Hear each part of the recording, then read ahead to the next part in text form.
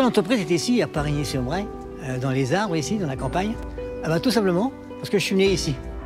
Une petite ferme qui est à côté, là, la Cantinière, où donc mes parents ils faisaient donc, une petite ferme où ils faisaient donc de la polyculture et du maraîchage. À l'âge de 14 ans, je suis parti donc, faire mes premières formations à Angers pour faire un bac agricole, option travaux paysagers. Et puis après, donc, à l'époque, on avait l'armée. Et après, à l'époque, donc... Tu as fait les pompiers de Paris. Pompiers de Paris. J'étais en forme quand je suis revenu. Et à mon retour, j'ai démarré l'entreprise de paysage chez les parents, à la Cantinière. À la Cantinière, parce qu'il y avait du terrain. J'ai démarré donc avec une brouette. Et puis une tondeuse. Et une tondeuse. La première évolution, quand j'ai adhéré au réseau France Environnement, où ils m'ont fait évoluer sur 2 points importants. Le premier, donc, c'est la vente aux particuliers. Et le deuxième, ils m'ont fait découvrir un produit que je ne connaissais pas, c'est l'enrobé rouge à froid. Et donc le Stardren qui est devenu le Stardren 15 ans après. Donc là, on est dans les années 90.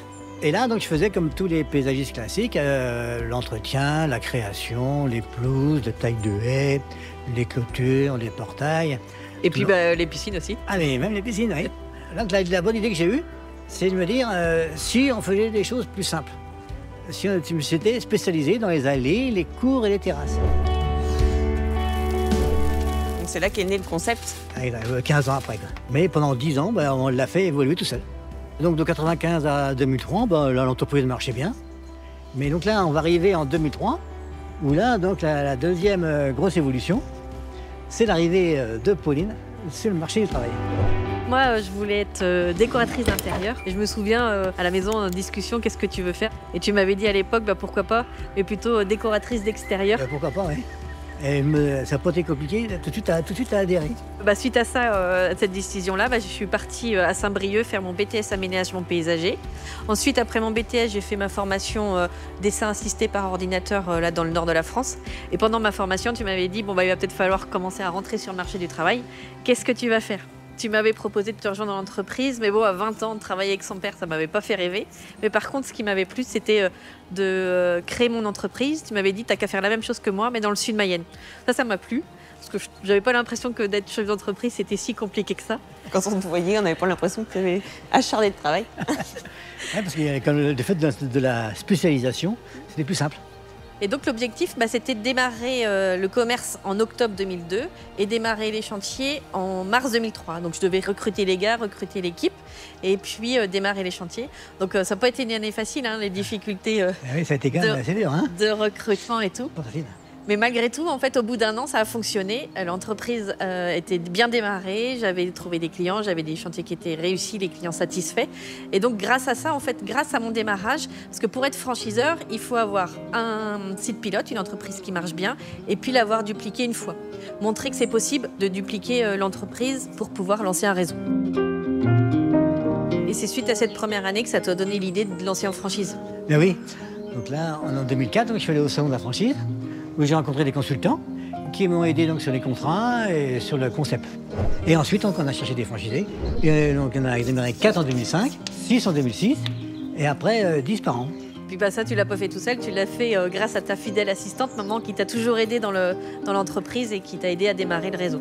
Bien sûr, on n'en parle pas assez. Catherine m'a beaucoup aidé au démarrage. Et donc là, après, donc, en 2011, l'arrivée donc, de Camille. Je suis arrivée dans l'entreprise après avoir travaillé en cabinet comptable. Et c'est vrai que j'aimais bien cet accompagnement du chef d'entreprise, l'aide à la création et au développement de leur entreprise. Mais quand j'arrivais à la fin de mon parcours, du coup, je devais rédiger un mémoire pour mon diplôme d'expert comptable.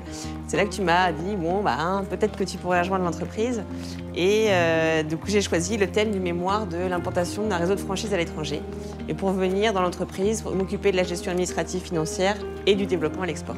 Et donc, comme ça, on était un bon binôme avec Pauline pour t'accompagner dans le développement de l'entreprise, avec plutôt mes compétences administratives, financières. Et puis, Pauline avait été en franchisé pendant 10 ans.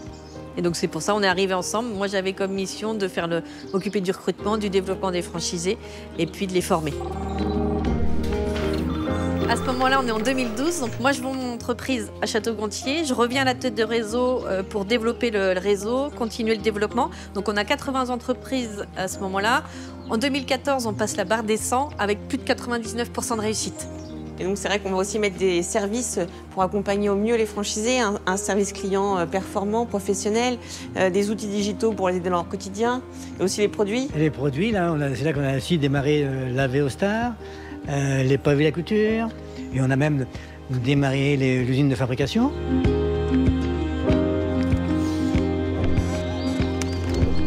En 2019, notre volonté, c'était d'élargir la gamme qu'on proposait à nos clients. Et donc, on a confié le développement du réseau Daniel Moquet Sigvo Clôture à Laurent Minguet pour pouvoir faire des clôtures, des portails et des pergolas chez les particuliers.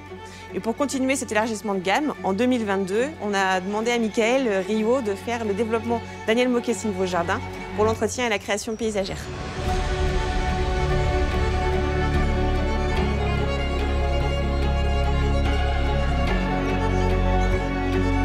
Et aujourd'hui, donc, on arrive à près de 400 entreprises en France, donc c'est pas rien quand même. On est très fiers d'avoir réussi ce challenge, hein. Mais je suis aussi très satisfait de voir des franchisés qui réussissent. C'est ma plus grande joie dans un système gagnant-gagnant.